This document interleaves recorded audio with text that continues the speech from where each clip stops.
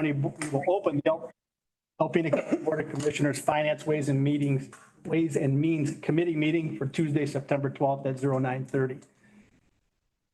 We'll begin with a roll call. Roll call, please. Commissioner LaHaye. Here. Commissioner Osmer. Here. Commissioner Lalone. Here. Commissioner Peterson. Here. Commissioner Fournier.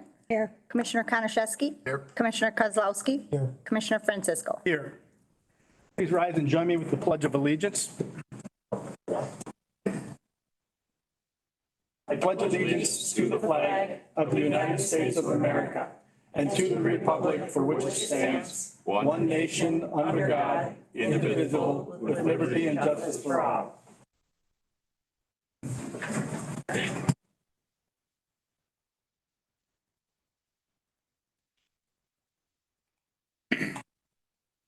We will begin to open the, or to adopt the agenda. I know there's been, I believe there's going to be a recommendation for an adjustment. Yep, we're going to move the enterprise presentation to after action item 9 before the county administrators report. On page 2 of our agenda, we're at sub-item bullet number 4, enterprise presentation. The recommendation is to move that and insert that above the count before the county administrator. Correct? Correct. Okay. I would also like to add, if we could, somewhere here at the end, even a discussion about the gravel at the airport. Remaining gravel that's crushed out there. Well, let's put that right where the enterprise was. Okay. After the Verizon, okay, so we will add that in here. So. Gravel issue, Travis, is lack of a better term? Correct. Okay. So I look for a motion in support to adopt the agenda with 2 modifications. One, changing the enterprise presentation above the county administrator, and second, to add the gravel issue for Commissioner Konashevsky. I'll make that motion. I have a motion from Commissioner Fournier. Do I have support? Support. I have support from Commissioner Osmer. All in favor indicate by saying aye. Aye. Those opposed, same sign. Hearing none, the motion is carried. The agenda is approved as modified. The first item on the agenda is our county clerk, Gary Bertrand, for bills to pay. So you should have in your packet, either online or a paper copy, the bills to be considered and approved for today. So I will look for a motion to accept and pay the bills. I'll make the motion. I have a motion from Commissioner LaHaye. Do I have support? I'll support. I support from Commissioner Lalone. Discussion on the bills to pay. Yeah, I had one question. It's for Eric on Mount Morency Light Fest. Is that this reimbursement? Yes, it's, find it again. Mount Morency County Sheriff Safety Vest. Line in, $450.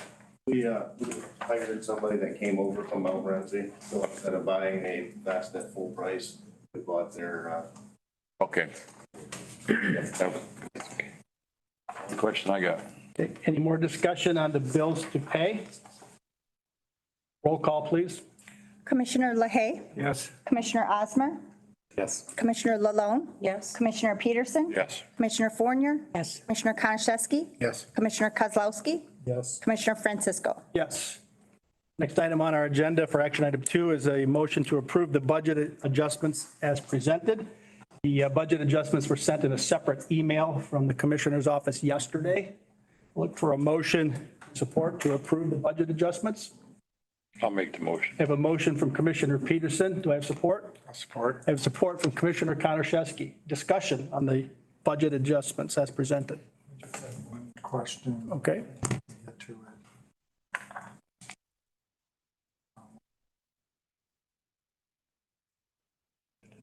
it. Under the budget adjustments, and I'm assuming that this is where it's coming from, but the overtime for the 911, that comes out of the general fund for the 25,000 for the shortfall? No, that is part of the 911 fund. That's just going to be part of their fund. They're all absorbed from their fund balance. Okay. They're totally separate from us. Any further discussion on the budget adjustments that have been presented from the Commissioner's office? Hearing none, roll call, please. Commissioner Osmer? Yes. Commissioner Lalone? Yes. Commissioner Peterson? Yes. Commissioner Fournier? Yes. Commissioner Konashevsky? Commissioner Kozlowski? Commissioner LaHaye? Yes. Commissioner Francisco? Yes. The next item on our agenda is under the county treasurer, Ms. Ludlow, a recommendation to recommend the county change from a cash-based accounting to a modified accrual-based accounting as soon as practical. Ms. Ludlow, please. So did you put the motion in there? 'Cause I thought you were going to put that together. It's there. The committee recommends that the county change from a cash-based accounting to a modified accrual-based accounting as soon as So it's practical. not necessarily just me recommending that, the auditors have as well.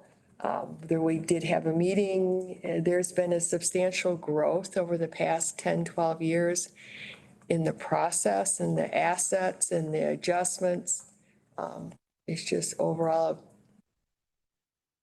a cleaner situation if we change to an accrual accounting system rather than a cash. Most of your counties have already changed to an accrual system.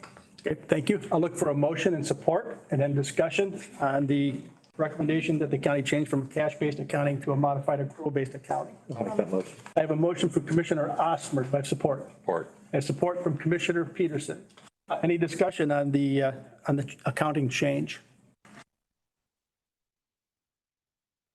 Hearing none, I would like to do a roll call on that, even though it's not specifically about money. It is about money. Commissioner Lalone? Yes. Commissioner Peterson? Yes. Commissioner Fournier? Yes. Commissioner Konashevsky? Yes. Commissioner Kozlowski? Yes. Commissioner LaHaye? Yes. Commissioner Osmer? Commissioner Francisco? Yes.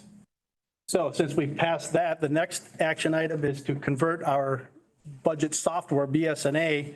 So we would be recommending that the board chairman sign the proposal from BSNA software for conversion from a cash basis to accrual accounting of the county's BSNA accounting software program, and to authorize a budget adjustment of $2,500 from account number 101-228-956.000 software purchases to 101-228-956.001 BSNA cash to accrual to cover the cost of the proposal. I'll look for a motion and support to approve that. I have a motion from Commissioner Peterson. Do I have support? I'll support. I have support from Commissioner Fournier. And this one, I think, well, no, we're moving money, so I'll need a roll call, please. Commissioner Peterson? Yes. Commissioner Fournier? Yes. Commissioner Konashevsky? Yes. Commissioner Kozlowski? Yes. Commissioner LaHaye? Yes. Commissioner Osmer? Commissioner Lalone? Yes. Commissioner Francisco? Yes. The next item is still within our county treasurer. The receiving and filing of the treasurer's report for the month of July 2023. For August. Correction for August, thank you. Yeah, Not a problem. I'm not giving up summer yet. I don't blame you. So at the beginning of the year, you had an audited fund balance of $4,449,718.59. Actual revenue through August 31st of $7,332,407.714.93 with actual expenditures of $8,476,989.86. Cash on hand at the end of August of $3,305,443.70. As you can see, you are starting to come more in line with where you would expect it. Compared to last year at this time, we start to get our tax revenue in. You can see our tax revenue. Last year, we had brought in 63% of our tax revenue. And this year, so far, at the end of August, we brought in 60.69% of our operating tax revenue. So a little bit behind on the overall budget percentage, but still doing where we would expect, where we start to catch up. Last year, year to date, August 31st, we had spent $923,000 $56.38 more than we brought in. This year, year-to-date, we spent $1,144,274.89 more than we've brought in. We are starting to, see our revenues to kind of catch up to our expenses, which is what you'd expect for this time of year. Okay, thank you. I look for a motion to receive and file the monthly treasurer's report for the month of August as presented. So moved. I have a motion from Commissioner Osmer. Do I have support? Support. I have support from Commissioner Fournier. All in favor indicate by saying aye. Aye. Those opposed, same sign. Hearing none, the motion is carried and the report is filed. Next item on the agenda is the annual delinquent tax revolving fund report. Ms. Ludlow, please. And again, this is just your summary. The 2022 sale of the 14 properties that I foreclosed upon for the 2019 and prior taxes recouped $51,814.76, which was what we had expensed into that. There was a net gain of the pre-sale into the restricted fund of $33,329.33 from the taxes. And as you'll see on the second page, that is going to be where we had charged for different fees. And then you have the expenses, and there was actually a gain of $33,000 that we had charged more than what we had expensed out. They changed the laws on the delinquent tax revolving fund in 21. That money is no longer available to be transferred to the general fund at any time. That money has to now stay in the restricted 525 fund. So that is money that is no longer ever available to come to the general fund. And previously it was. This year, I foreclosed on 21 parcels for 2020 and prior taxes. The tax revolving fund, and this was as of July 31st, needed to recoup $76,658.21. I'm happy to report that so far I've sold 20 of those parcels and recouped $138,000. There's still one more to go. The 2023 settlement from the tax revolving fund, which means where I was paying all the real delinquent personal property or real property taxes, not the personal. So the ambulance, the older persons, youth and rec, so county operating, so everyone got their operating money. I paid out $2,184,460.68 from the delinquent tax revolving fund, which equaled 6.29% of all the real property taxes. Or 22, I'm gonna lose my voice. Sorry.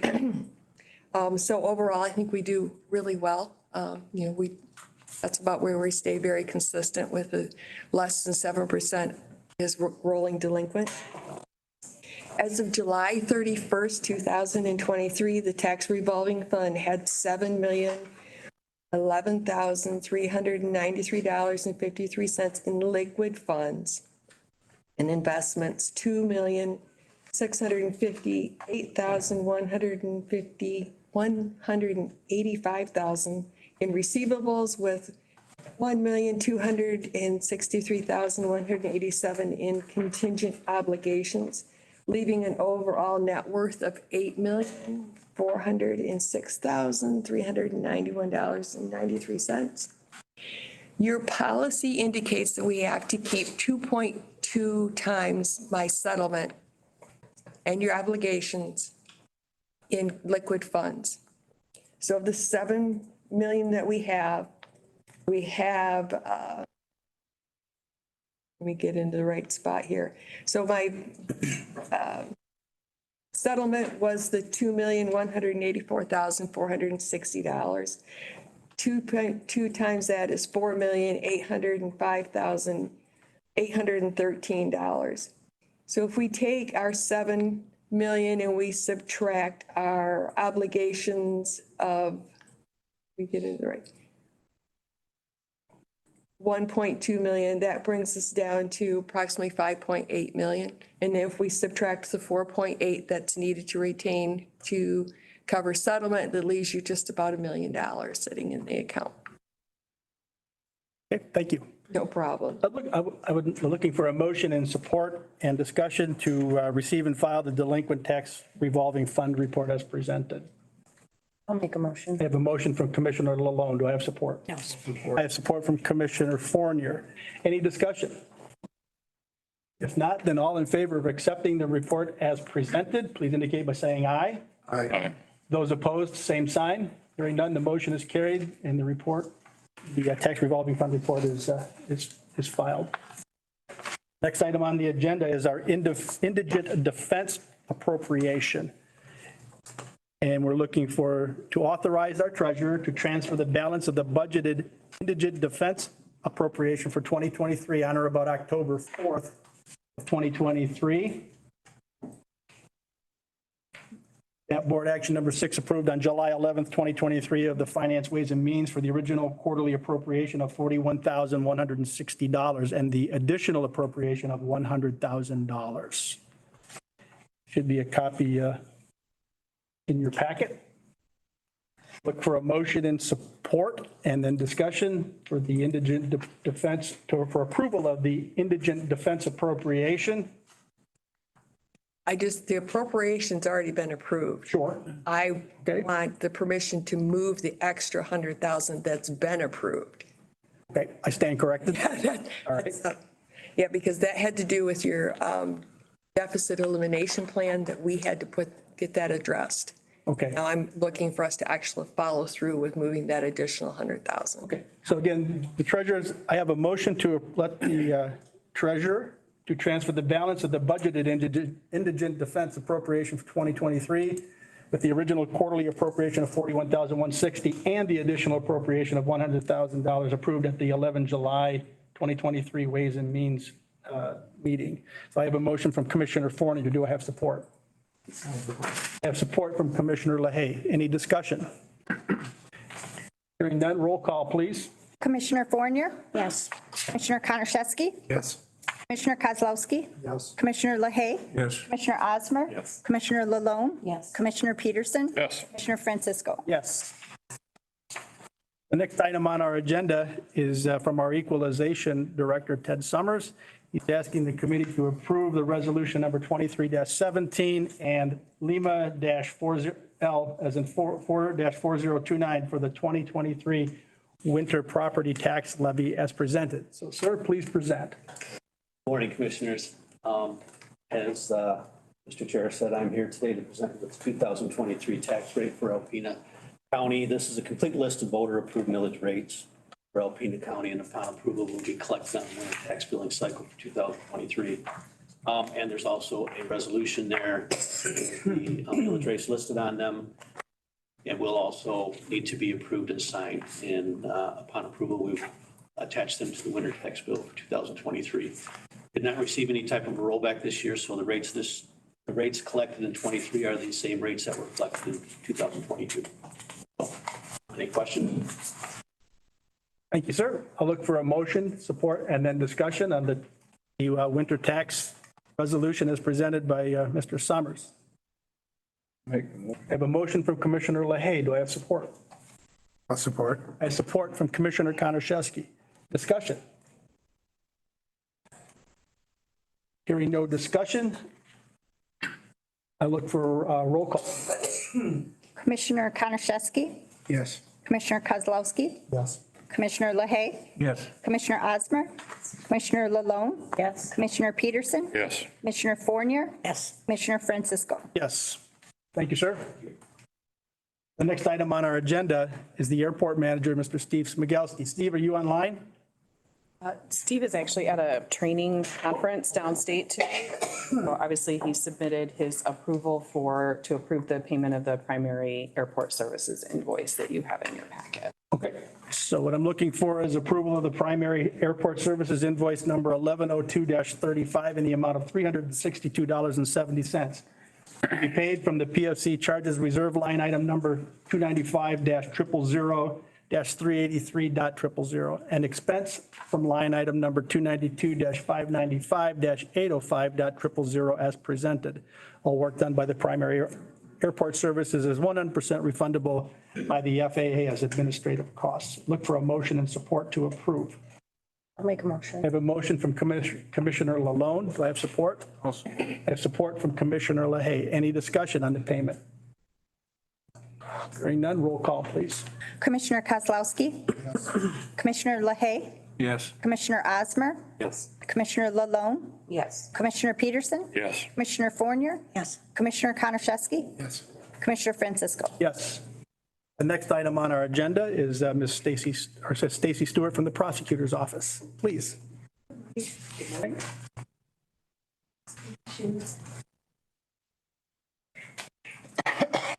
Good morning. I've never had to present quite this formally before, so what we have in front of you today is our standard 4D state contract for our Title 4D child support program. It's mandated through all the counties in all the states, including Michigan. And because of COVID, they did 2 one-year extensions on our previous 5-year. So this is actually the first 5-year I've had to present, because when I started, this was already at the signing, the contract was already at the signing process. And I think they included cost of living, and I don't know, it's quite complicated. It's many pages. I've skimmed through it. I tried to, we've got lots of safety guards in place to make sure we are abiding by the contract. And a contract manager through the state, so that is who I answer to, and make sure we hit all the deadlines. I don't know if there's any questions. Okay. So I will look for a motion and support followed by discussion for us to approve the new state grant 4-Delta grant contract. It's a 5-year contract beginning October 1st of 2023 with the prosecutor's office for the 4D child support grant program. The current 1-year extension expires on September 30th of this year. Make that I motion. have a motion from Commissioner Peterson. Do I have support? I'll support. I have support from Commissioner Fournier. Discussion. Hearing none, roll call, please. Commissioner LaHaye. Yes. Commissioner Osmer. Yes. Commissioner Lalone. Yes. Commissioner Peterson. Yes. Commissioner Fournier. Yes. Commissioner Konashevsky. Commissioner Kozlowski. Commissioner Francisco. Yes. The next item on our agenda is thank you, ma'am, is an enterprise presentation from Jamie Gumper, the client strategy manager from Enterprise. And it looks like she is online. Good morning, welcome. Alpena County. Thank you very much. I am going to share my screen. Are you guys able to see this okay? I can. We see you. It's behind you. Oh, it's behind us. Yes. Stand by, please. Okay, go ahead. All right. So I am going to just present our program. I understand that there are a lot of new commissioners. So just to make sure everybody is understanding, feel free to ask any questions along the way as well. So Alpena County and Enterprise Fleet Management have been partners since January of 2022. So we are going, I'm sorry, 2021. Nope, 2022. We are going on almost 2 years. My apologies. So the situation, this is originally why Alpena County had partnered with Enterprise. Your fleet age was negatively impacting the overall budget and of fleet operations. So originally, 50% of your light duty fleet was 10 years or older, with having over 90,000 miles on the vehicles. 11 years was the current age of your fleet. And if you guys continued at the pace you were going, it would take 22 years to cycle out the entire fleet. And as we know, older vehicles have higher fuel costs, maintenance costs, and just tend to be more unreliable. The objective of Enterprise coming in was to reduce your life cycle of the vehicles and maximize on the equity of the vehicles when they are at higher resale values and lower mileage. Over the 10-year period, it would save you over $854,000 and shorten the life cycle of your vehicles from 12.8 years to 3.63 years. This would be able to provide a sustainable fleet cost that is more predictable year over year especially with your maintenance costs. We would see a huge reduction in those along with fuel as well. And then being on the open-ended lease helps maximize cash flow opportunities for you. These were the original numbers that we had put together, again, almost 2 years ago with having 32 vehicles in your fleet. You can see over the 10 years, savings of over 854,000. And then going forward, sustainable savings of about $25,000 per year by following this plan.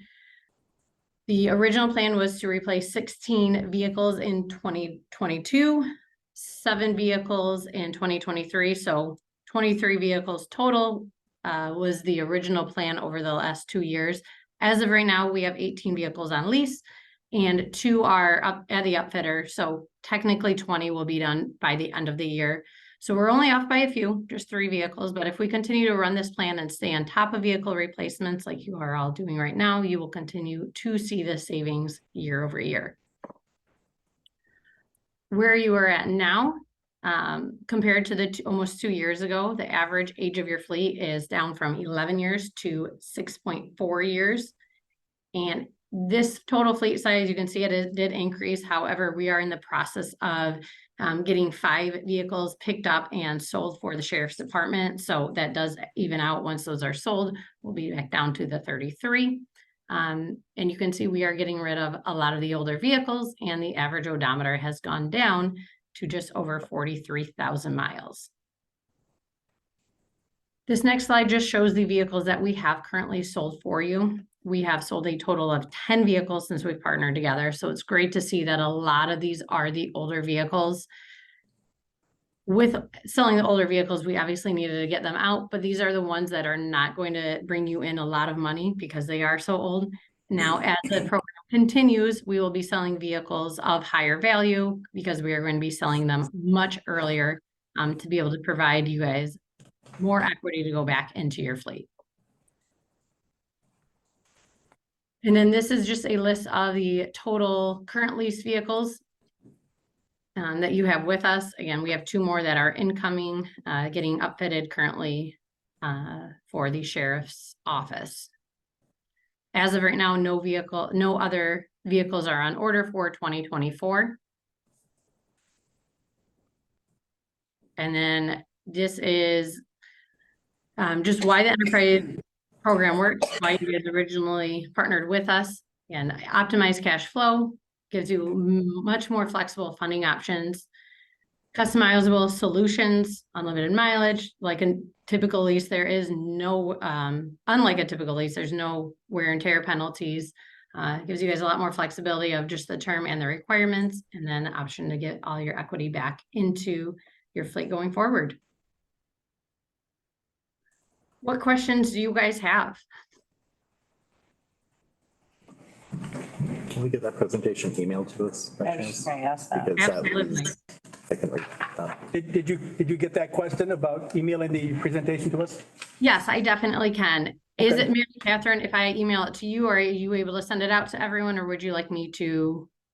No, if you email it to either myself or Lynn, or probably both of us, then we can make sure it gets out to everybody. Yep. Perfect. I can absolutely do that. And for any of the commissioners who would like, and I should have offered this previously, my apologies, I get busy. I can set you up with a login for our enterprise fleet management portal, which could allow you to look at our portal and see the vehicles, see what their mileage is looking like, see what maintenance is, all of that kind of data would be available. I believe that. Who decides what type of vehicle that we're taking on lease for some of these entities? So that, at least previously, had been a discussion between myself and the department head and enterprise, talking about, what made sense for them at any particular moment. But also, honestly, initially, when we were first ordering, and Jamie can speak to this a little bit, we were very constrained as to what was available. Like I will say, the initial vehicle that we ordered as the joint use vehicle was kind of what we could get at the time, as well as what they were offering for deals for government buying. Amy, do you have, I'm not sure where to look. Have any issues now that there's no chip shortage and everything from COVID as to a variety of different vehicles available for lease, or is there still constraints? There are still a lot of constraints with almost every manufacturer. The chip shortage, believe it or not, is actually still going on because it has now caused shortages or delays, I should say, with other parts.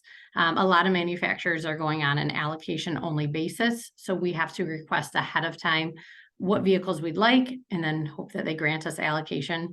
We are able to get any type of vehicle for you. It's just a matter of how.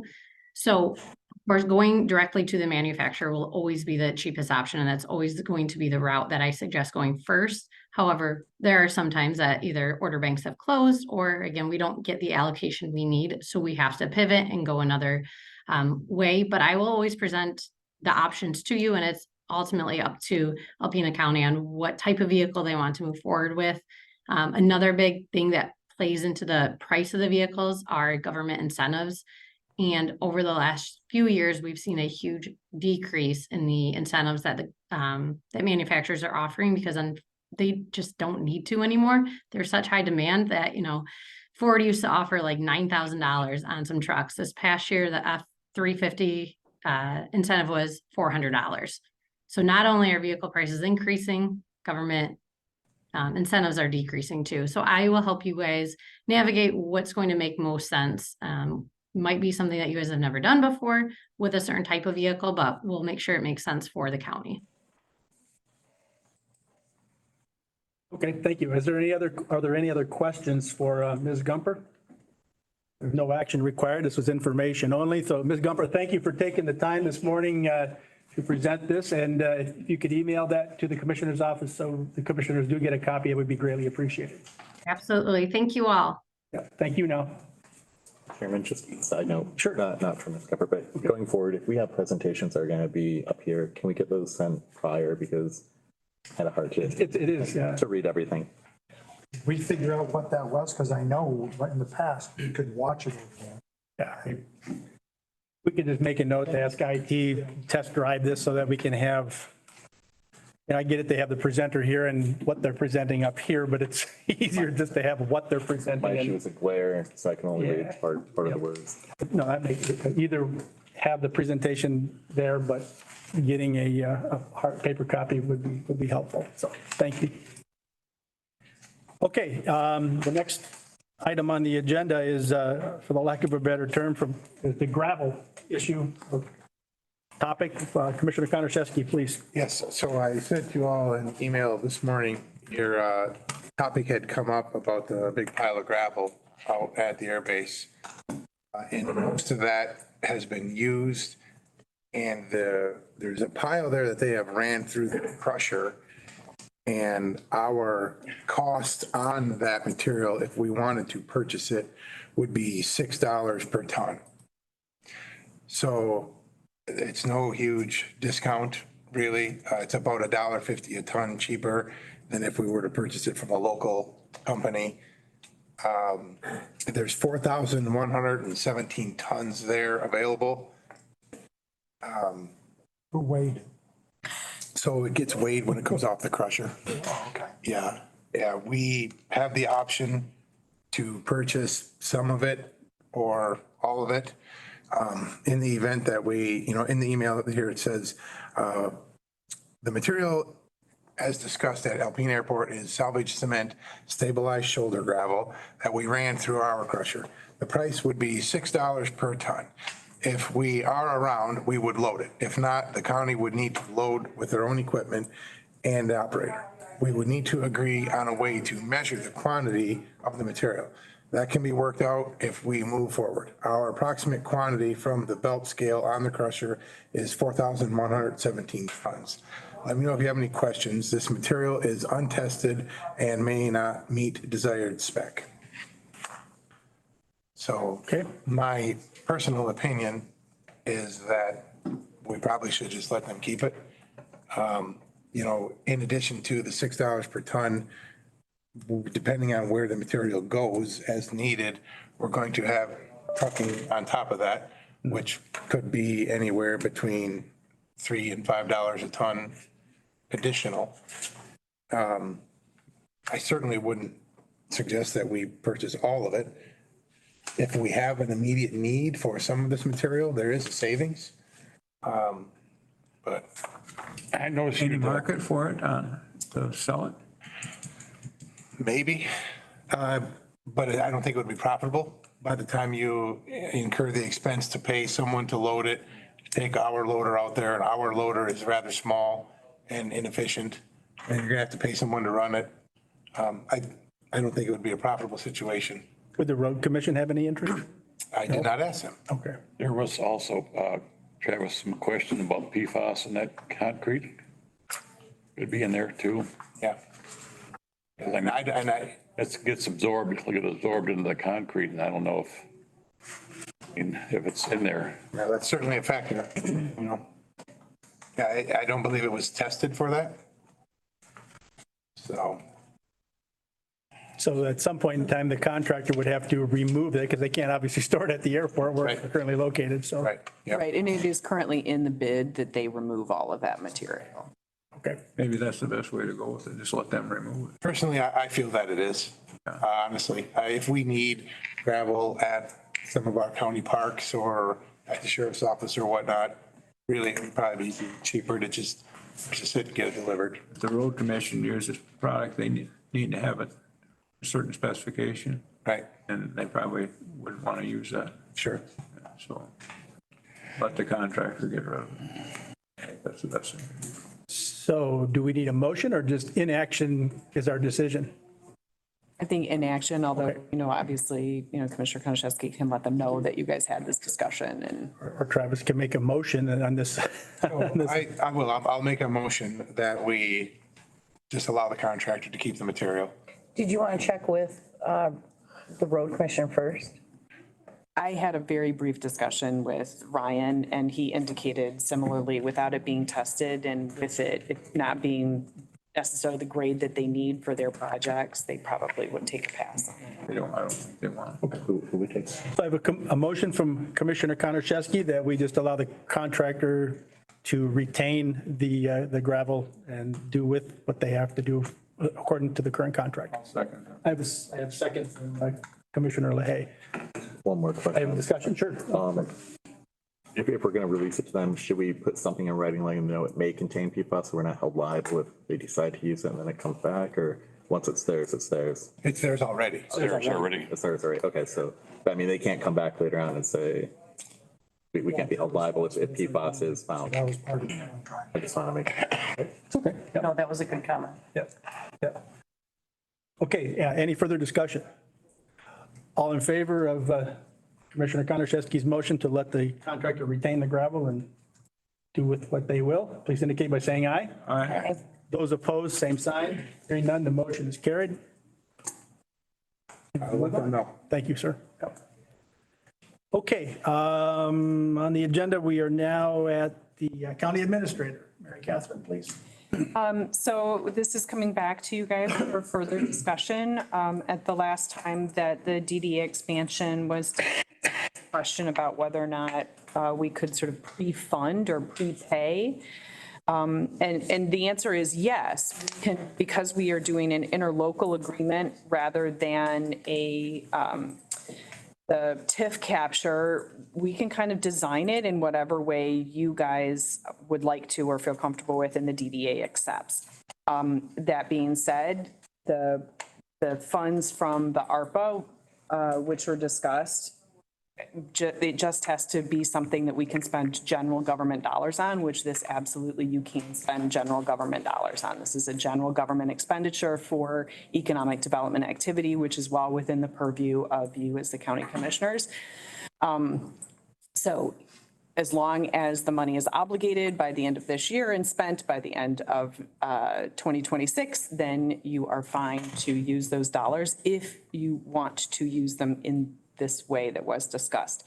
And sent in an amended interlocal agreement, which kind of was along the lines of what you guys discussed. So back in your court. Okay. Thank you.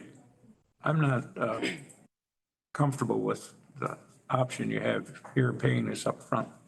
So I would rather go back to the original DDA option A, where we pay 2,500 the first 5 years, 5,000 the next 5, 10,000, 15,000, 20, and 22,500.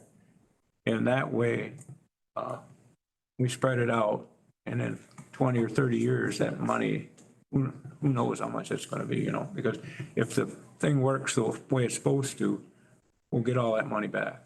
There won't be any cost to the county. So, but if you pay that up front, there's no, because you're gonna check it in 10 years and 20 years, you'll have it almost all paid for by then. It won't do any good to check it because you're not gonna get anything back on it. So I think if we go to that option A, would be, my opinion, would be the best way to do that. Board agrees to that. Not the option A that's presented in the. Not this option A. Not this option. Original option A from the DEA, the one that you had on your, with the paper, this paper here. But we voted on that one and that one died. Can we revive something that That's died? You can bring it back. You can, with a So, I mean, I don't know if I'd be okay new with motion. that, yeah.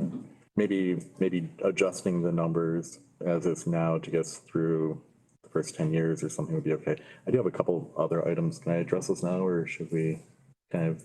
Is it related to this topic? Yeah. Go ahead then. Okay. Just on the contract that was sent out on part 4, I think we need clarification because the DDA and the city council said they can't necessarily mandate that we appoint somebody. What they could do is kind of do like a handshake agreement, like that, hey, we can recommend somebody and take into serious consideration.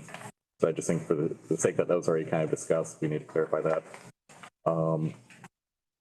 The other 3 items are, I don't think we need 2 opt-out dates at 10 and 20 years. I think 1 opt-out date is enough, maybe at the 20-year mark, possibly depending on which plan we go with.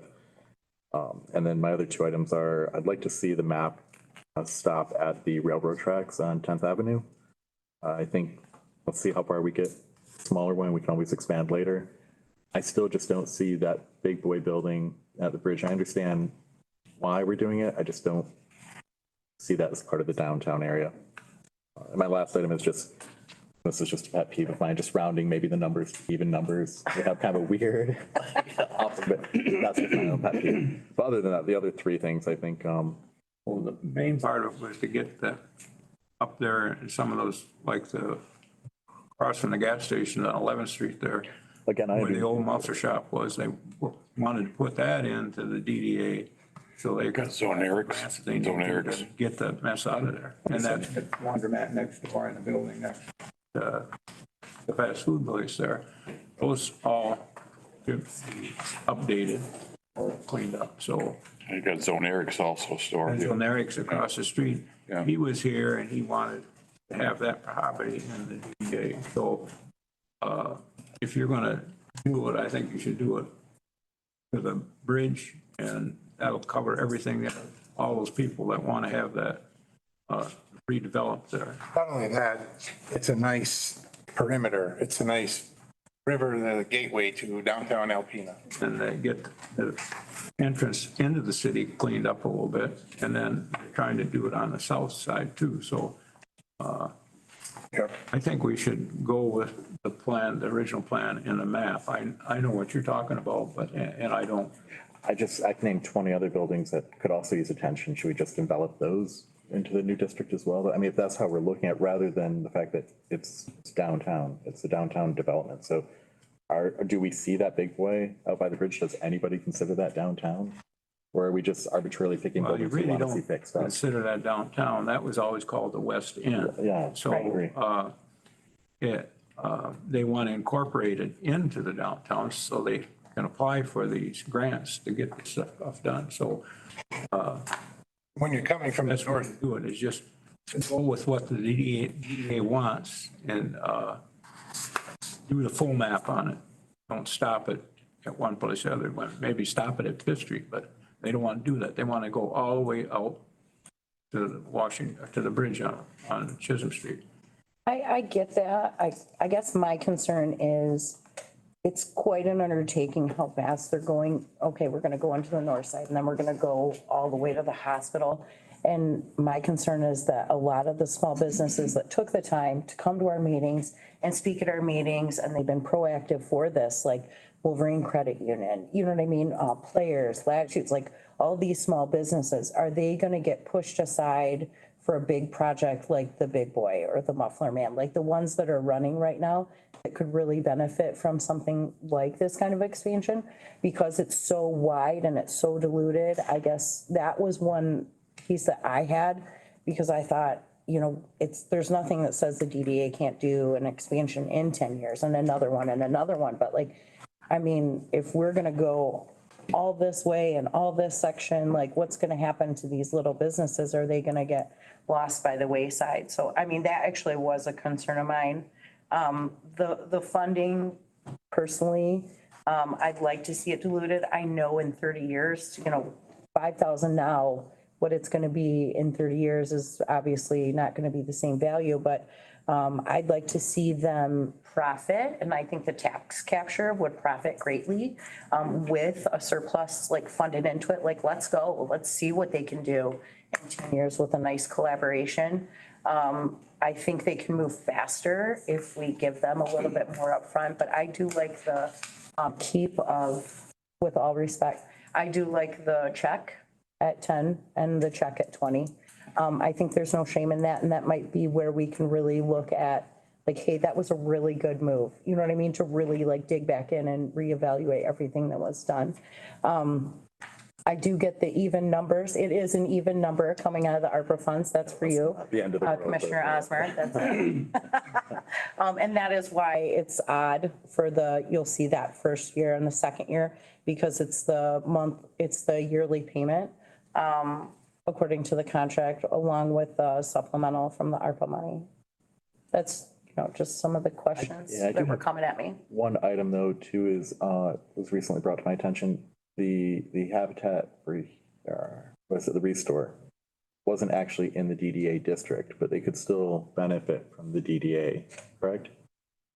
They could access the RAC grant because the line of the DDA is right at Fifth Street. So that was why that was included. So if we go up to the railroad tracks, for example, the Zolneric store possibly, and maybe even the old, I don't even know what the building is right now, the 10th Avenue used to be like the bar, Yeah. whatever, would still benefit because it'd be right up on the line, in some regard.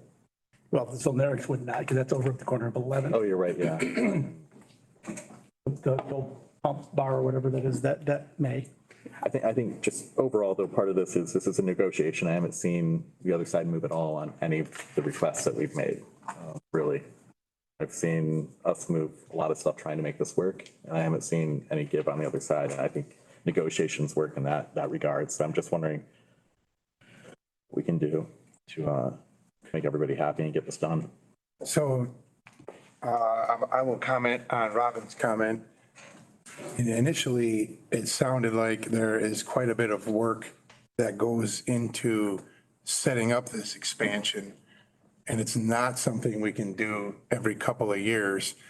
And you can, I'll ask you for your thoughts on that in a second, but in regards to what building gets the dollars, I also think that what we're doing by expanding this parameter is making those buildings eligible. Whether or not someone buys the old Big Boy or what they want to do with it, you know, they have to put in the effort and work with the DDA to apply for these grants. The other buildings are for sale. So all it does by expanding that is make them eligible. There's no dictation as to where the money goes until someone asks for it. And, you know, until someone asks, they don't start looking. They know what may be out there and what may change in the future. I don't know if there's any certain set dollar amount that one place is going to get over another. I think there's a lot of parameters how these funds are obtained. What they're after is just to make these buildings eligible. Well, it worked in the downtown area. They had all kinds of different businesses, and they all benefit even if they didn't get any DDA money, because it cleaned up the downtown. and took care of some of the storefronts and things that people wouldn't normally be able to do. And a lot of small businesses benefit from the DDA, the TIF money. So I'm thinking that block past the railroad tracks needs a lot of work on it. There's a lot of that old bar there and some of those houses, all that stuff.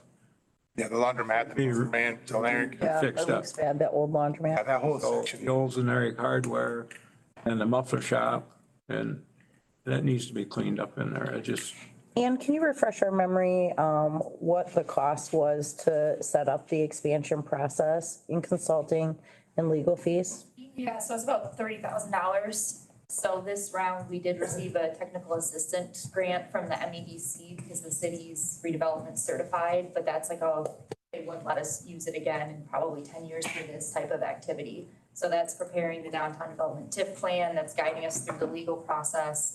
You know, we had to do a hearing with the city, we did mailings, mailings for property owners. There's legal work, there's title or survey work that needs to be done. So to revisit this in 10 years, it's not feasible. So if we change the map, would that all would have to be redone, just so I understand real well? Okay, What's the expiration on the current information you have? How long does that last before you'd have to redo it again? 30 years, so it'd be the duration of the TIF plan. So we could do it in 10 years, right? Well, you have to, I mean, if you want to spend 30,000. we'd have to spend another $30,000 What if I'm- we altered the let me- map. Yeah, let me rephrase my question. So you spent 30,000. How long is that information that you paid for good for before you have to re-spend 30,000? Until the city adopts the ordinance to expand the boundaries. Got it, okay. Yeah, so that would like restart this whole legal process again. Okay. To add parcels, if the city decided to scale back the expansion. And then if 10 years are like, hey, we want to expand again, it would restart all of this. That's taken 2 years and $30,000 to get to. Okay. It's unfortunately not a simple process. Yeah, no, and that's good, that's clear, that's the whole point of this is, you know, to get on one page with all the little nuances, like that's like, answer the question, we obviously don't need any other presentation, but some questions have come up and we're trying to work it out, so. Anybody that's been in business knows you have to spend money to make money. Correct. And, I mean, we've been bumping this down the road for the last 6 months. Kick the can. Yeah, kick it down, and it's getting to the point. Yeah, and, I mean, I'm at the point where I think Bill's presentation of starting out with the original plan, where he talked about $2,500. 20 years from now, $20,000 is going to be $2,500 to us, or to the next board as people are sitting here. I mean, it looks like a lot of money back 20 years from now, but it's not. I mean, look at inflation and everything else. So, I mean, if we want the original option, just run it down, go all the way through 30 years, I'm fine with that. I mean, if you want to make that motion, Bill, I'll support it. I'll support that. I have a question. Yeah, we can. I'm Okay, sorry. So first of all, I have a motion on the floor by Commissioner Peterson to, Commissioner, hey. I'm sorry. Commissioner Hay. I'll support that. It's on this one here. So, I mean, we have, this is interlocal, I'll get to you in just a minute, Commissioner. Yeah, because I guess I don't want to vote Just a or minute. anything. Before we vote. So we have interlocal agreement option C. I don't have interlocal agreement options A and B in front of me, so I'm not sure exactly what we're voting on. I think, Commissioner, you have the only document there, because Here's A and B. Right here. Yeah. Pass it around. that's A and B, Right, you that's said you did. It's A and B of C, of C. That's A and B of C. not the original A and B that they We presented. have to like bring it back because we already shut that down. Correct. So we will need interlocal agreement, probably option Bravo B, but I want to make sure that we are precise in what we are going to be further discussing, okay? I just, because there's a lot of different, there's been several different, not a lot, several different, and I want to make sure we're all on the same Same sheet, page. so to speak, okay, before we move too much further here. So, But I guess while we're waiting, Commissioner Lalonde, please go ahead with your point. So just bear with me because I just want to, I don't understand like how this is done, I guess, would be how I'm saying it. So we're going to make a motion to bring an option back that we already voted down. Am I correct in that? Okay. are we able, I feel like I'm gonna say this wrong. Are we able to go to vote on the DDA expansion to have two options in the vote? Or does one have to be voted down for the other one to be approved? Or can we say like, okay, so the one that we're bringing back, let's make that option C. So when it comes to the DDA expansion vote, can we say there's option A, B, and C? Which one would you like? Can we? There is option A, B, and C. Right, that's what I'm. Well, the one where we have. There's, today, that option is on the sheet. C. Is C. Going back to Can you say that again, please? The one that we have today in front of us is option C. And unfortunately, they said option C with option A and B of option C, rather than going option 1 and option 2 of C. Right. So even C is actually giving you two options rather than just one. You really truly have 4 different options. I think if we're, No, I would not recommend that you pass a motion that, oh, yeah, we accept either C or B. So which C or B are we accept? You need to be very. That's what Mary Catherine's. We're not accepting these. so I think when we have a motion, we're going to vote on one specific course of action rather than we're going to vote on 1 out of 3 presented. There's only, should be 1. So, which we already did at the last We meeting. did, that's correct. Okay. And we are going, Point of clarification, if this one dies, the conversation continues. This isn't the end of the conversation, just the end of that one vote. I just want to make sure everybody's aware. I feel like we have all these conversations right now, but So- Discuss that. and then you'd have to- So at the next meeting, once this motion is passed, that brings back the option that we already shut down. So at the next meeting, we could vote on the DDA expansion. Thank you. You don't, With the many, so it would be several motions to vote on. So there would be like motion that would have the Plan A in it, and then a motion for Plan B, and then a motion for Plan C. Is that what I'm understanding? Let's not make it so Make it confusing. too convoluted that way. Make it too convoluted One that way. thing right now, just vote on this got it. option, the one we talked about here. we did already vote on it, but somebody can make a motion to, I guess, reconsider. we can have discussions as this group to make a decision of how we want to move forward. And then we can present that motion and either put this to bed today or not, which I think everybody would like to. But we all can sit here 5 hours if that's what it takes to agree on something. Really. Yes, please. I myself like the county contribution option B, 129,166. So you're saying option B of option C? Yeah. Not the original option B. Of interlocal agreement C. someone, we should, Can we have some clarification? 1 and 2. I don't think we need any clarification. I think it's pretty clear. We have interlocal agreement option Charlie, C, right here in front of us. There are 2 funding options within interlocal agreement option C. Alpha is for 105,833 for the first 2 years, and then 58,33 for the rest of that, for the rest of the years. Or the second option, Bravo, of interlocal agreement Charlie, is 129,166 the first 2 years, and 41,66 for the next 28. That's the one I want. Well, so we can't get there yet. Get there yet.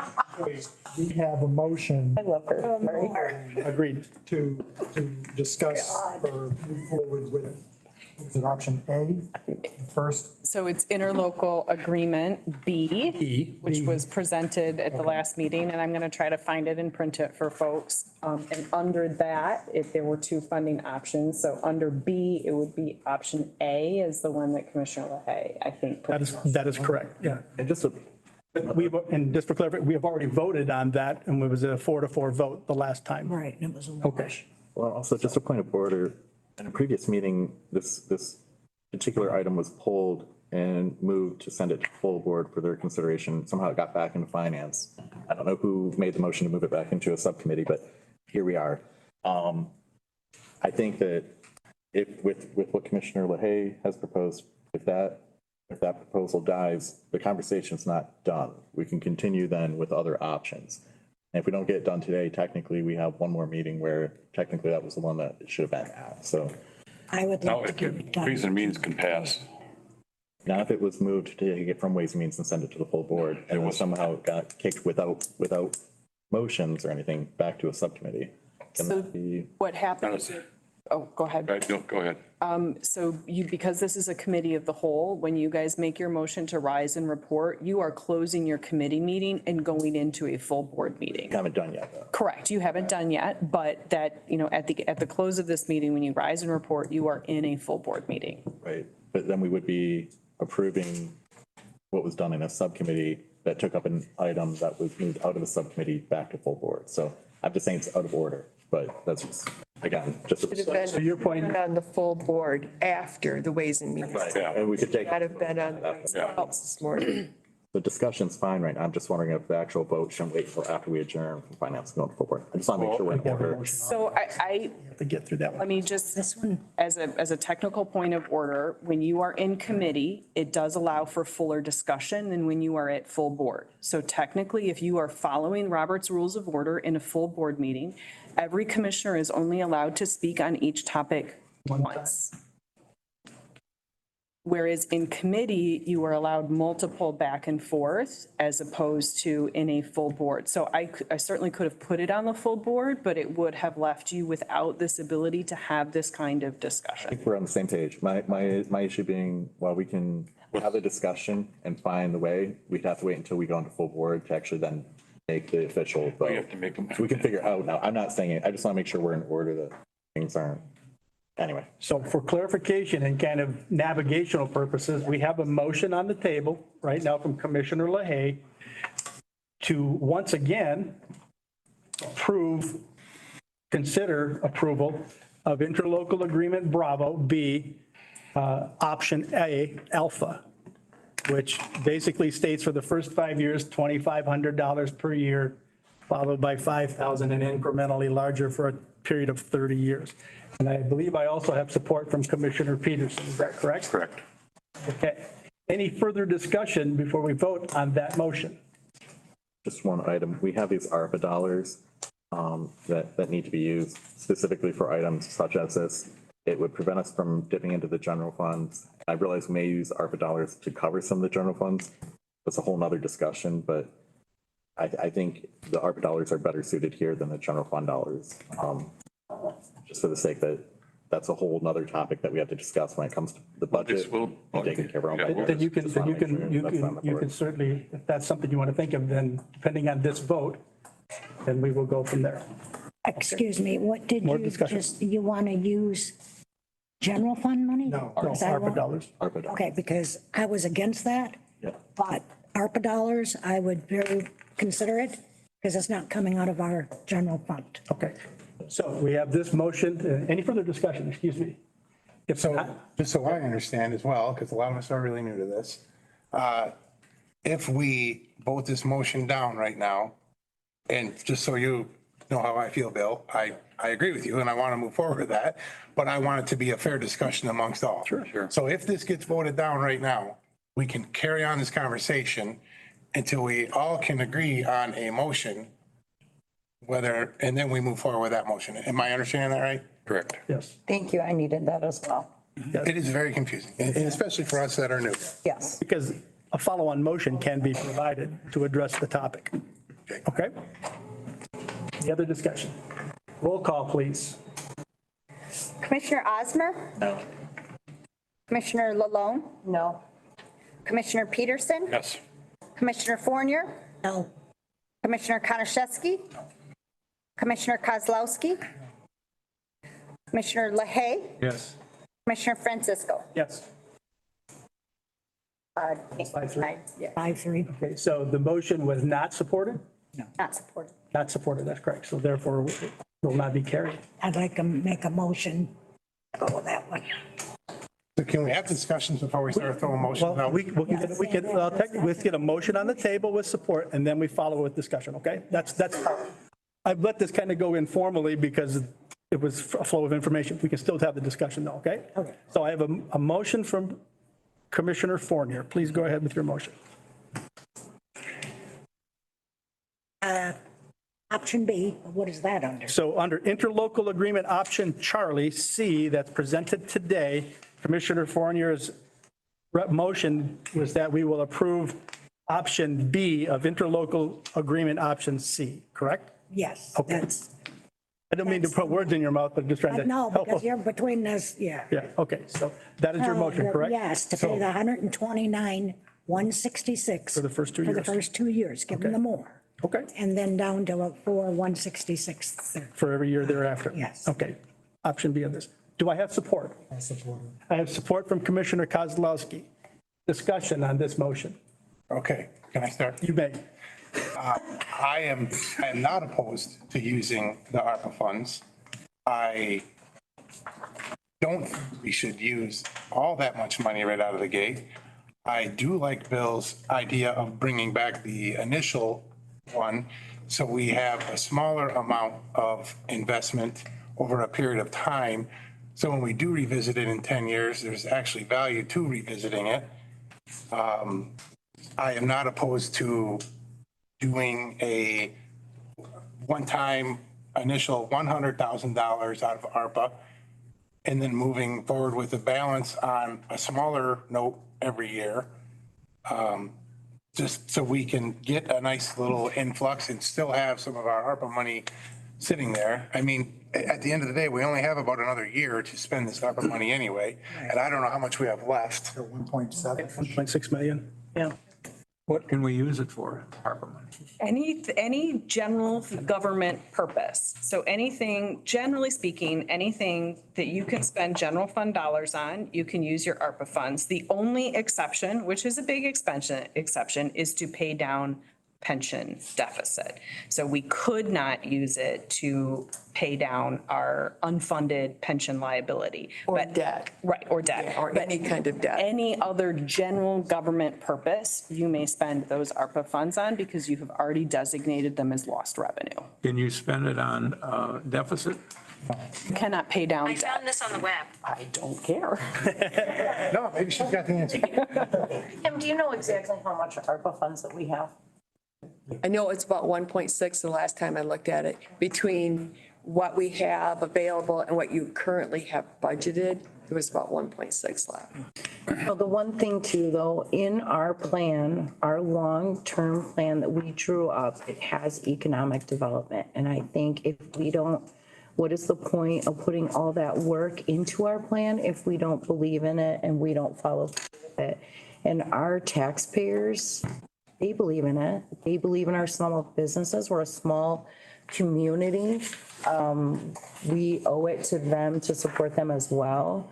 I do like the idea of a large contribution to get them off the ground. I'm excited about what they're going to do. And with the graphing, we know this is positive, it's long game instead of short game. And that's one thing that I feel like this board really has to start doing, is looking at long game to get us out of deficit and stay out of deficit long-term.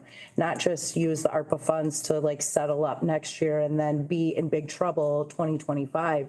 But this is something that we can do as a positive impact in the community and get them off the ground running.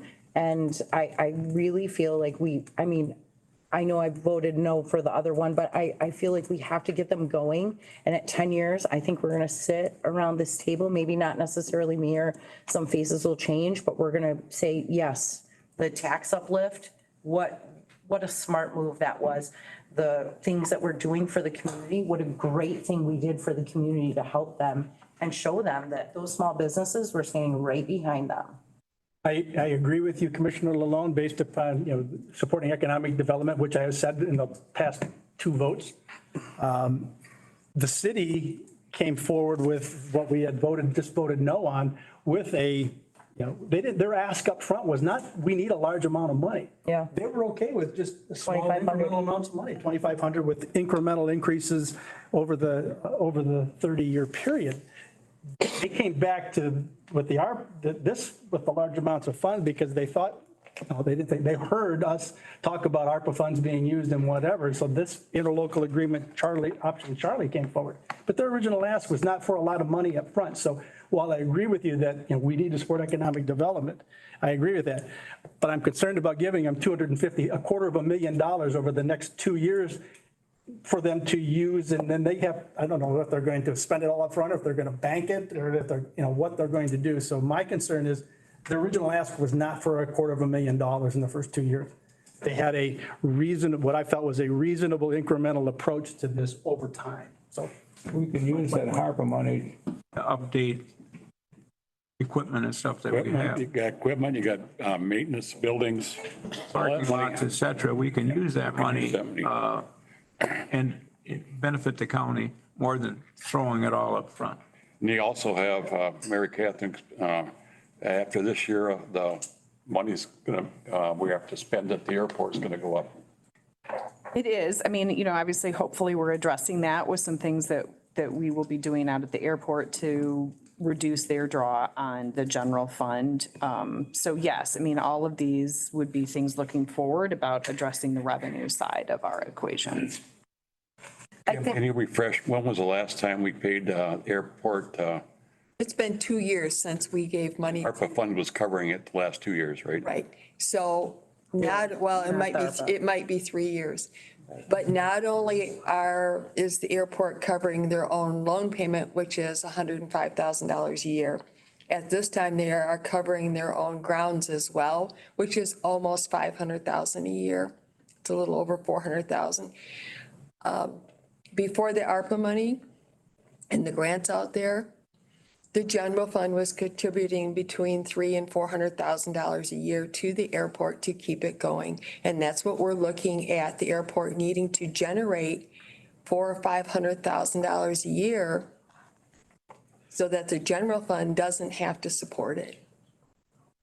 Could I just, my issue though is still, the ARPA dollars belong to the people of Alpena County. They were given to us in order to invest back into the community, not to use as a bandage because we as a board have not been able to get our financial house in order. And so you have to really look at the fact that these ARPA dollars so far, I think, have almost expressly been used as a bandage for where we are financially as a board. At what point do we start investing that money back into the community so that they can see growth? And again, this going in will actually generate income, which is what we need long-term in order to actually fix the mess that we're in. Well, I think we're all in agreement on that.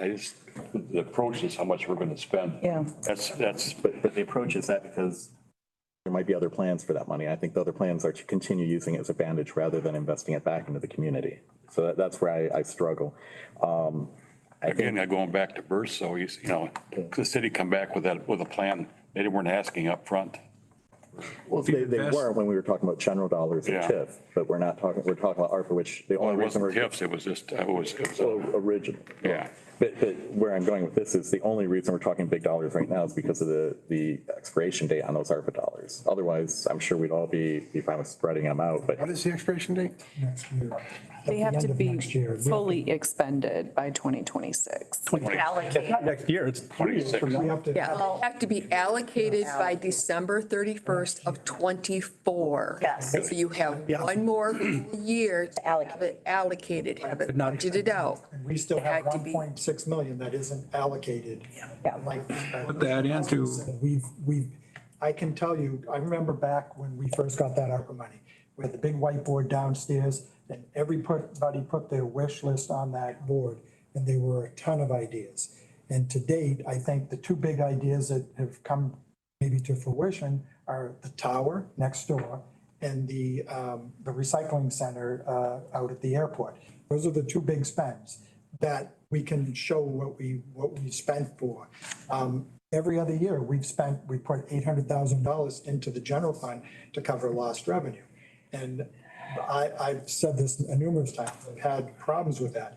I am more inclined to give that money, allocate that money to something that we can go back to show that we actually did with it, other than just to say it was lost revenue. I would caution a little bit, you guys, as part of this budget and as part of the previous budget, have also addressed a fair number of deferred maintenance items. They aren't necessarily big ticket items and they aren't necessarily like,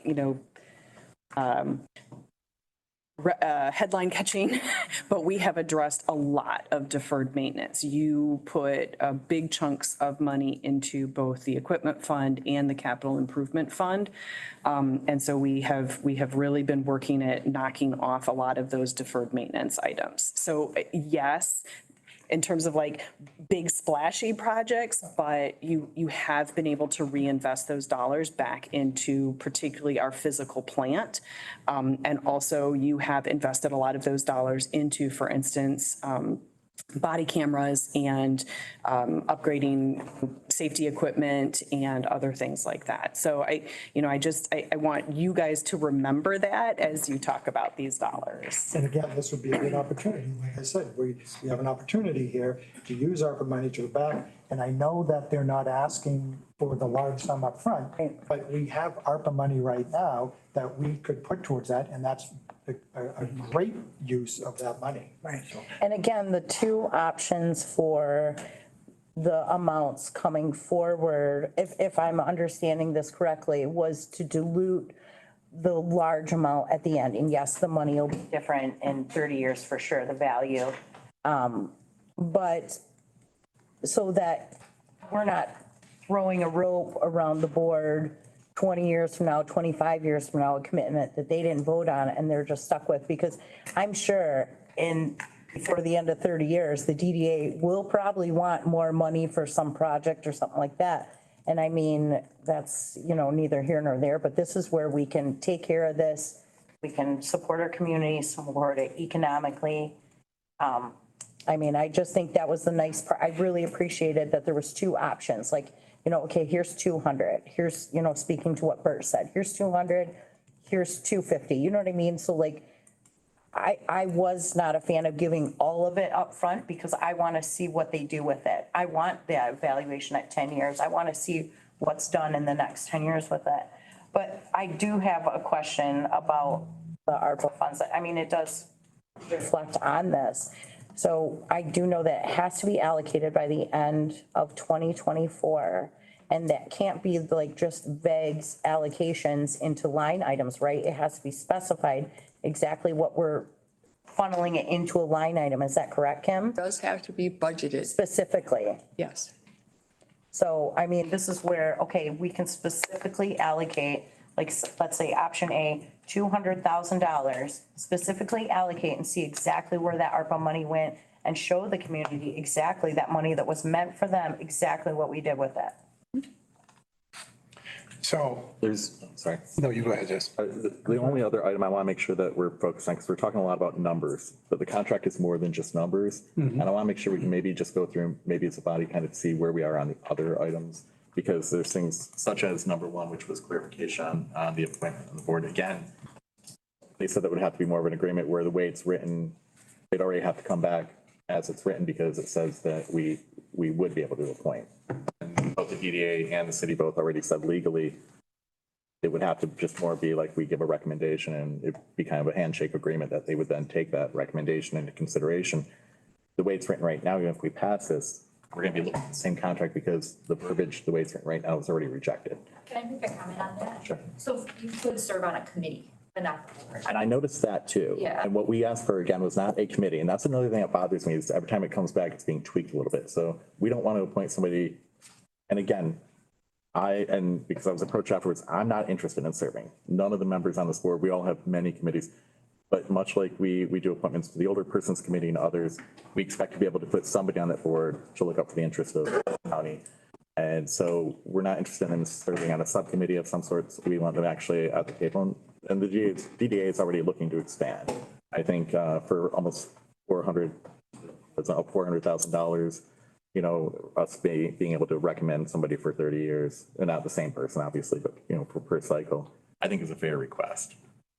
I can't understand why that wouldn't be taken up. But again, I just want to make sure we're conscious. We're talking about numbers, but there's more than numbers in this contract. As for example, item 4.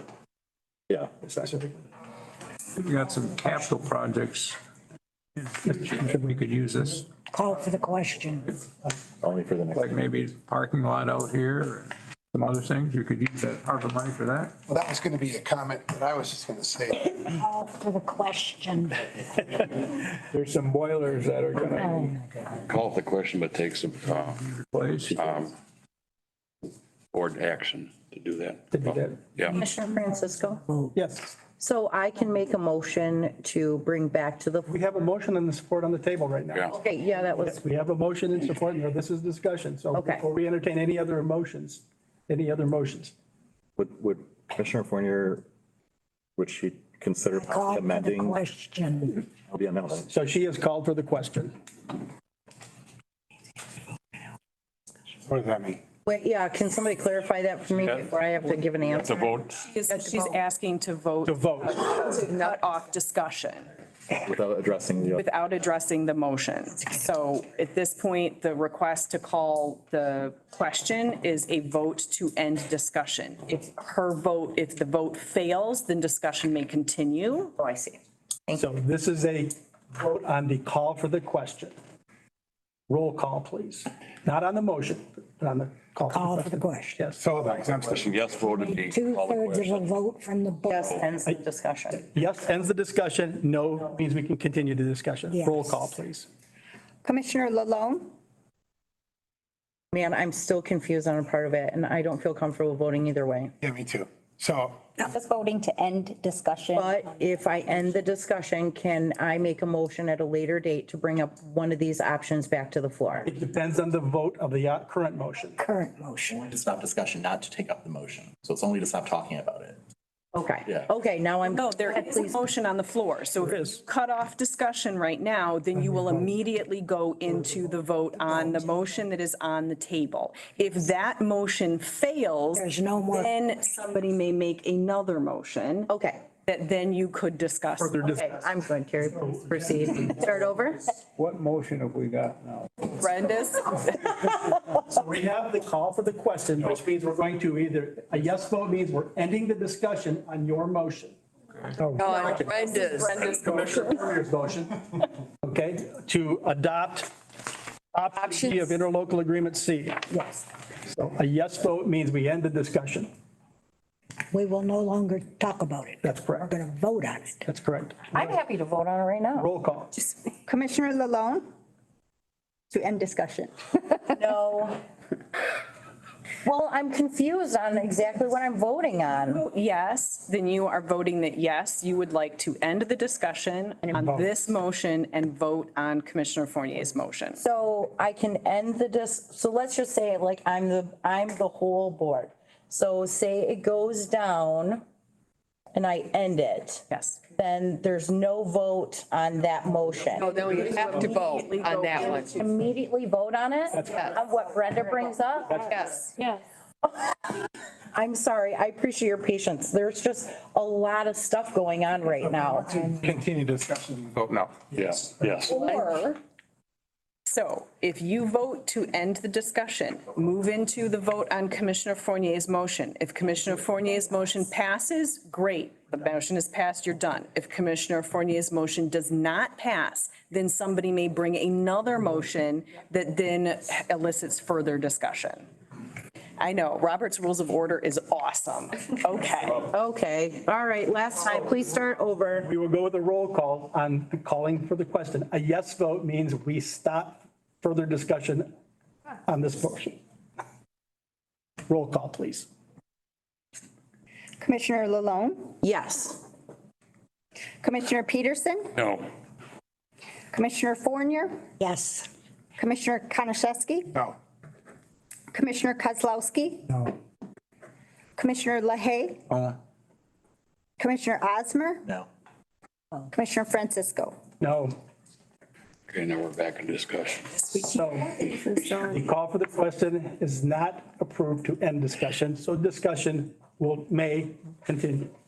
I would just like to say, Commissioner Fournier, please. I was the one that always said no to the DDA. And the reason was, I did not want to take the money out of the general fund. Couldn't afford it. But being we have the ARPA money, and that is what the ARPA money is for, I don't mind transferring that money to the general fund for a special line item, the DDA. And I'd like to help the people that are really wanting to buy a business but cannot afford it. They need DDA to help. So I'm hoping that whatever decision this board comes to, that we will be able to move on DDA to help those people. I think, I certainly support economic development. I certainly agree. I voted yes before for the DDA. I'm just concerned about $250,000 up front for the first couple of years. That's all. This motion never died, just talk about it. Right. So any further discussion on the motion that's on the table? Commissioner Osmer. Would Commissioner Fournier consider amending her motion to address the issue that we brought up on item 4, where it talks about the appointed representative, not to serve on a committee, but rather to serve on the committee of the DDA? They did say that they could have someone to serve on The way it's written right now, Serve on a committee. a committee, like, it'd be like saying you want to be on the Board of Commissioners and instead you're on older persons because it's a committee under. You did say that they could serve on a committee. Right, yes. Yay. A board. Having someone to our board. But the city did say they would take into serious consideration our recommendation. I think we just have to rework that language a little bit to clarify that. Okay, then I will add that. And then one other item, if you would, limiting the map to 12th Avenue. Yeah, but limiting the map, Commissioner Osmer, also then costs another $30,000 to rework it. And that does seem kind of redundant. I don't want to limit it at 12. I want to go to the bridge. But to Commissioner, oh my God, sorry, Travis Kaczewski's point, I know that's why you two can't sit together. We have to move you. To his point, it's not necessarily, it does open them up to availability and opportunities that if we didn't expand all that way, that wouldn't be an option for them. So, I mean, in some sense, that's almost similar to what we did with the land bank, not necessarily having things in mind, but giving us that opportunity to do things in the future, right? Setting us up for, good in the future. What is the proximity that it has to be to the DDA zone to apply for, to, I guess, go for the RAD money? I'm going to the back. That might be. Okay. I think We won't have a vote. We won't have a vote. essentially share the line. Again, I mean, then why not go around the corner and take the old sheriff's building? Why not there's a lot of other buildings nearby. Why are we picking? He wants to make it friendly. This? No, I do see where you're coming with a lot of that, but the one good thing, in my point of view, did kind of adjust a little bit with what you said too, because it is one of those things like we're kind of setting them up for success, having them in that range. I would hate to see like a waste of another $30,000. I just hate wasting money for anything. That just seems silly to me to spend that just for like 1 or 2 blocks. That not necessarily money wouldn't be concentrated on that area, right? It just opens them up for that availability. So, I mean, and the good thing too with these discussions, it's very important that we're open to different points of views. That's why there's 8 of us, right?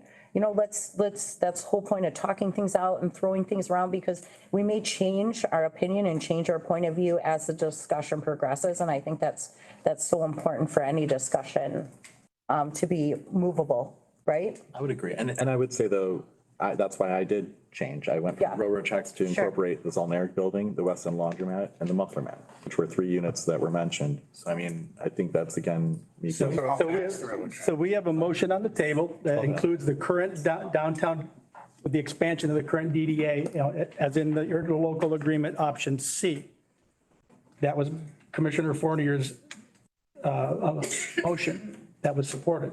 If you wish her to change that, you can ask her to amend her motion to include that, and then we have to vote on that. Right. Then we, to see if that's going to be, the amendment is going to be, or if she agrees, then we have a new motion, so. You'll have to make a friendly motion, Jesse, if they want to, and she has to accept it. But I have to explain why I'm making that too, because I was asked the reasons. I'm just saying, if you don't think in 30 years, they're not going to come back and say, we need you, we did another Right. study, and we're going to expand. This isn't going to stay the same. The district is Right. going to continue to expand. So there's opportunities down the road. Anyways, so I would ask Commissioner Fournier just to amend it to clarify number 4 for the appointments, and then to limit the map to 12th Avenue, which again takes into effect the Zolneric building, the Weston Laundromat, the Muffler Man, without it looking like we're just arbitrarily picking which buildings we'd like to fix up and putting them in the map. If you're going to It's not the 12, what's the downtown. difference going to, 14th. Going to 14th. Right. Right. or the bridge? I didn't even want to do You might 12, as to be well go the whole honest. thing. I didn't even want to do 12, to be honest. I would amend to add a person from commissioner to their board or. Just to clarify. So we can't. You can't legally. Commissioners serve on the DDA board and you cannot appoint someone to the DDA board. You could make a recommendation right. for a candidate, but city council would make the. Because I will make that, I add it to my motion, that they ask city council to add one of our members, commissioner. Not one of our. No, so how, However they do it. Commissioner Fournier, is this acceptable? So to leave the language in here, which is number 4, would now read, the county commissioners may choose to appoint a representative to serve on a committee of the DDA and may recommend a person to the city council for appointment to the DDA board. Okay. That sounds good. And Let me just, I have one question. And to go to the bridge. It's already to the bridge. Okay. I don't Commissioner want Osmer is to- asking that we amend it to include the I will 12th Street. not. You will not, so you will not accept his amendment request. I do have a question for I do too, yeah. board. So if we selected someone to be on the committee, and I know Cindy is the city council, if we recommend somebody to be appointed, what would be, again, I don't know who that person is, but what are the chances that that person wouldn't be appointed? I don't know, you have a pretty good reason why you wouldn't appoint somebody that we. Right. Yeah, usually like right now, we're adding new members to our board, so we collect applications as the DDA board. We have interviewed 8 candidates, and then the DDA board looks at skill sets, et cetera, makes a recommendation to city council. Appointment, but we do need to have a majority of board members that have a financial interest in property or business Yeah. in the district. We're not just So- gonna pick up some homeless guy that.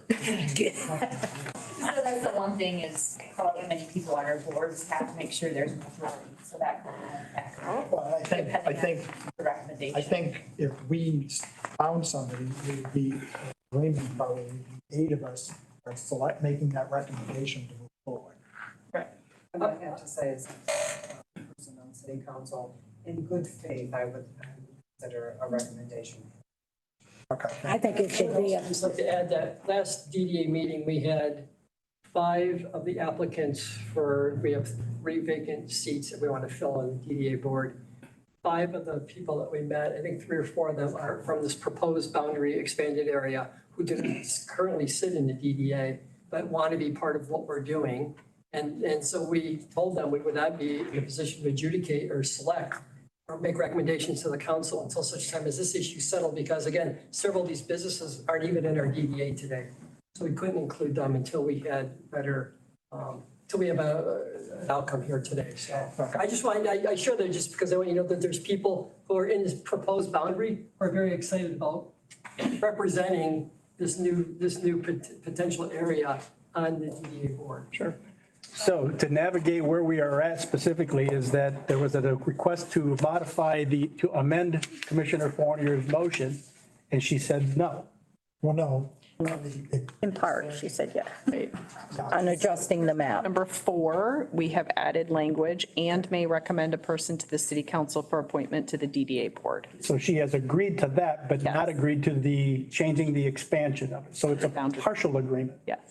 So the current motion, as I understand it, is to accept the interlocal agreement version C, option A, B, option B, thank you, like glad I restated it, option B, and adding language to paragraph 4 stating and may recommend a person to city council for appointment to the DDA board.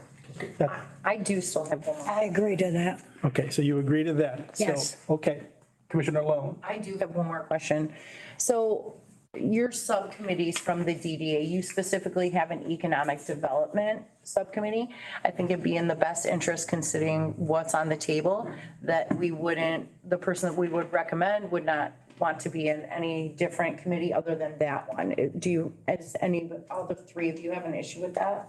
I think that would be, it's smart, right? Cleaner? I would just offer the people we interviewed last week, most of them are more marketing and planning oriented. Sure. There's not as much sex appeal about being, like the budget finance committee or the committee. So you definitely want, I would agree, it would make a lot of sense to have them on the economic development committee, just so that the person you select is somebody who has a legitimate interest in economic development.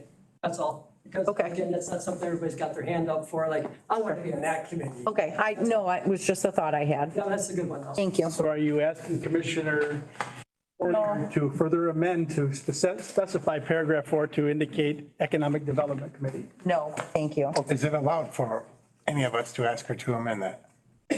Yes. Okay, so I have intentions of asking for an amendment, but I have some questions first. We just went through all of these, our building survey or whatever you want to call it. Can we spend ARPA money on some of those projects? Absolutely. Okay, that was my question for me. Now, as I sit here, I know Bill and Bill are not 100% on board with where we're at right now. So could I get buy-in from the group if I amend Brenda's motion, if I ask Brenda to amend her motion to meet in the middle, if you will? Instead of giving the $200,000 that the three of you would like to, could we agree as a group to give $100,000, half of what we were talking about, and then move forward with the initial plan of the smaller payments following? So we could have that extra $100,000 in the account. We give them a nice influx of money to show our commitment, and they have something to work with. And then we have 30 years to continue to pay on that. Would that be 100,000 first year, then break down the payments the next 29 years? Yes. So you're just putting 100,000 up front, And then breaking it down. breaking it, the rest goes down on an equal basis for the 30 So years. basically, you're taking option, interlocal agreement, option C, and adding actually, this says option C, but this is, so it's interlocal agreement C, and adding an option C. Yeah. Where you'd be committing $100,000 the first year, and then The balance in the 20. $274,990 to be spread over the next 29. 9 years equally. Is that what you are? I'm just trying to make sure, That is what Commissioner Konarski is. which would be a total separate motion from what Right. Commissioner Fernier currently has. So No, I have, because I want us all to be on the same page. He's thinking before about I it. ask her anything. Yeah.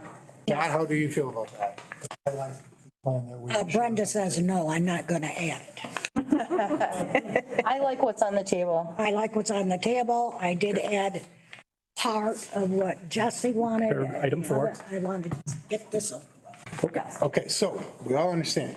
but we all understand. So Brenda wants to put in the $200,000 like Bill and Bill. She wants option B. He wants option B. I want option B. I don't want to put in like Bill and Bill. No. What's option B? 129, 166 for the first 2 years, and then 4,100 thereafter for 28 years. Okay. In addition to, we'll keep the parameters the same to the river. To the river. That's correct. We'll work with the city council and the DDA to get someone that we Representation. approve for some representation on our Yes. behalf. Yes.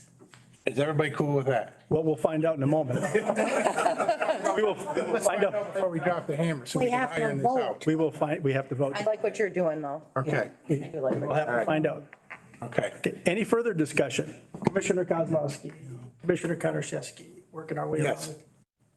Can you clarify exactly how this motion is going to be stated? So the motion as it stands is interlocal version C with funding option B, Right. including or amending the language in paragraph 4 to add. And so the paragraph 4 would now read, the county commissioners may choose to appoint a representative to serve on a committee of the DDA and may recommend a person to city council for appointment to the DDA board. In a month, 9,000 a year for 29 years. And that's the motion. Did you get all that? Feel good about it, Karen? And the parameter will stay the same, And the map will stay the same. Map stays the same. Oh, that, Any further discussion? I'm coming around the table here. Don't like the two. No. What you got, Bill? Commissioner Peterson, any further discussion? No. Okay, Commissioner Osmer? I do for the councilwoman. You originally said when we had taken up previous contracts that an opt-out feature would be a non-starter. We have 2 in this contract. How does council feel about that? At this point, I'm okay with it. If we move forward. I just wanted to make sure. Will impact you, a business owners will impact you. I just think this is a positive thing. Don't see where you would ever want it. I'm good with it. Okay, so further discussion, Commissioner LaHaye. what are we voting on here? Are we voting on the money or just? We are voting on Commissioner Fournier's motion to approve interlocal agreement option C, funding option B. So this one, This one right here that was presented today. That's what we are voting on. this one. With modifications to paragraph 4 of the interlocal agreement option C to include, as Mary Catherine stated, as written, but adding and recommend a person to be selected to the DDA board. That's what we're. I would rather have Travis's, What is, we got to vote I no understand, but on. we got to vote on this motion first, because Commissioner Fournier has said she is not going to accept changing her motion. Well, she did change it. With the exception, I mean, not, With one time. Yes. she did not agree to change the funding option of the amendment. Okay? I think this is as good as we're gonna get, Bill. So Commissioner, We got. Commissioner Lalone, any further discussion? No? Okay, any further discussion? Yes, I'll quit asking. Roll call. And this is for the actual motion, not This is for the, this is. amend to. So this is for the, Because we never voted to actually approve the amendment. We have to Accepted it. accept. We're good. This is for the actual motion. The motion. Okay. So Commissioner Peterson, No, Commissioner Fournier, Yes. Commissioner Konashevsky, Yes. Commissioner Kozlowski, Yes. Commissioner LaHaye, no, Commissioner Osmer, No. Commissioner Lalone, yes. Commissioner Francisco. Yes. Motion carried. Thank you all. Yes. Thank you for your presentations. Thank you for all your help. Thank you for everything. Now go show us. Now go spend it wisely.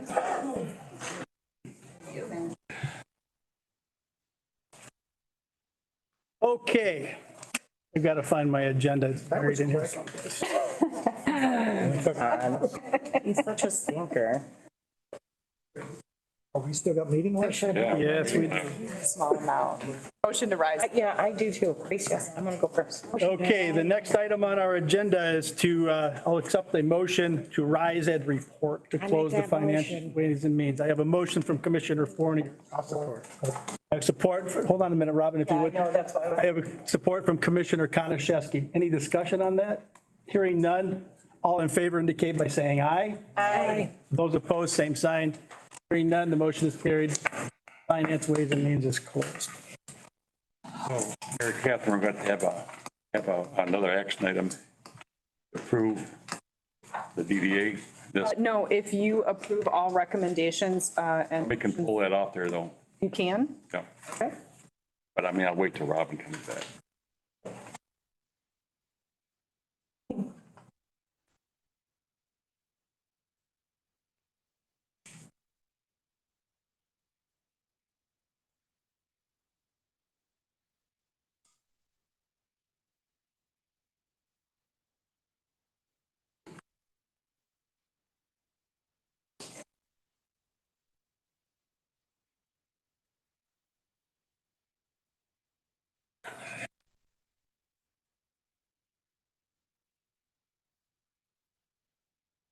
waiting for Robin.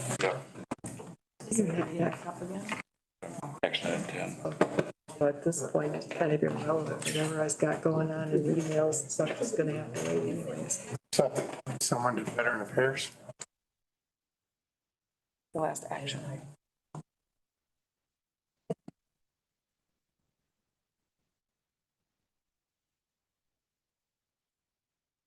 Okay, you all set, Robin? Yes, thank you so much. Okay. Apologize. Action item number 10, a motion to approve all recommendations of Finance and Ways and Means Committee as presented. Do I have a motion? I'll make a motion. Motion by Commissioner Kozlowski, I'll support support. by Commissioner Lalone. Any discussion? Roll call, please. Commissioner LaHaye, Yes. Commissioner Osmer, Yes. Commissioner Lalone, Yes. Commissioner Fournier, Yes. Commissioner Francisco, Yes. Commissioner Konashevsky, Yes. Commissioner Kozlowski, Yes. Commissioner Peterson. Yes. Action item number 11, motion to approve consent calendar, which includes actions as listed above and filing of all reports. I'll make that motion. I have motion by Commissioner Fournier, I'll support. support by Commissioner Konashevsky. Roll call, please. Commissioner Osmer, Yes. Commissioner Lalone, Yes. Commissioner Fournier, Yes. Commissioner Francisco, Yes. Commissioner Konashevsky, Yes. Commissioner Kozlowski, Yes. Commissioner LaHaye, Commissioner Peterson. Yes. Board poll action item 12, there's no action on this, but roll call vote was taken, 6-2, motion carried. Commissioner appointment to Veteran Affairs, Bert, do you have conflict of interest on that date? Yes, because the NMRE meeting is the exact same date and time, and that's in Gaylord. So I cannot serve both. So I'd look for anybody to volunteer to serve on the Veterans Affairs Committee. How often do they meet?